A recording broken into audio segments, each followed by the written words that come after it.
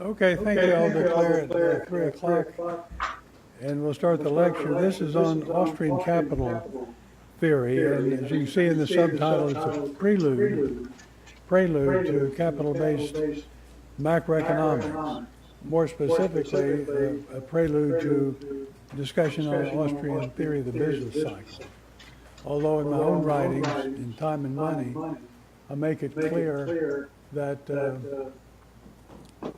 capital-based macroeconomics has a lot more to say about other parts of the economy than just business cycles. But business cycles are the most fully developed of the Austrian schools, so I want to focus on that this afternoon. Let's go here. I'm going to start with 2 views. The Hayekian stages of production model, and you've already seen a lot about that from Professor Salerno. I might give a little different spin on it, but not much. And then the Knightian, and in parentheses I say Friedmanian, stock flow model. That's the alternative as far as looking at Hayek and Friedman is concerned. So we'll try to give that a pretty good workout. I say 2 views. Well, yeah, there they are. There are 2 of them.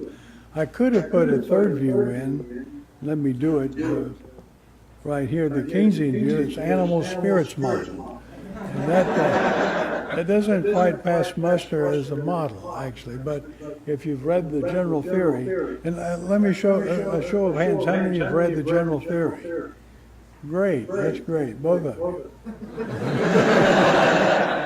you. So it turns out that over a span of a page and a half, he used the term animal spirits to give you an idea of movements of investment.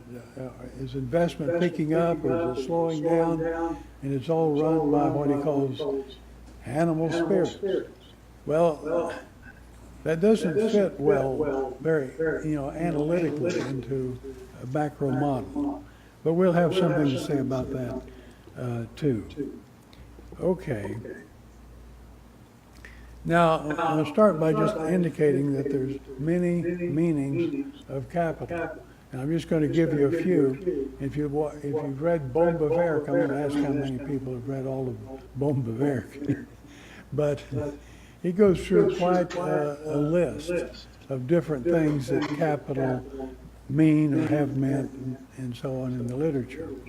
But I'm just going to go through a few and then focused on two particular meanings. Bank, capital, that's just assets minus liabilities. Here we have financial capital, cash and funds raised by, say, stock and bond sales. Fixed capital, plant and equipment. The fixed just implies durable, a big machine that'll last 30 years or whatever.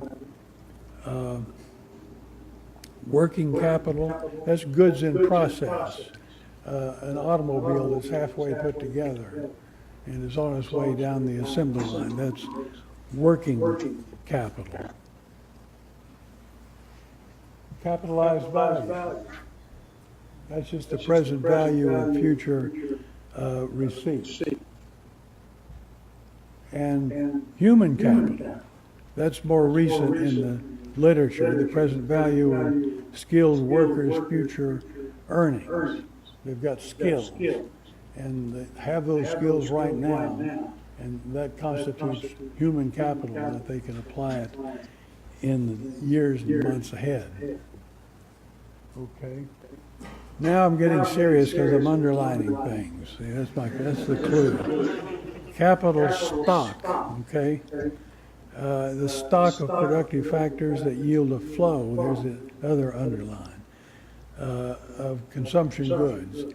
And this is the Frank Knight view.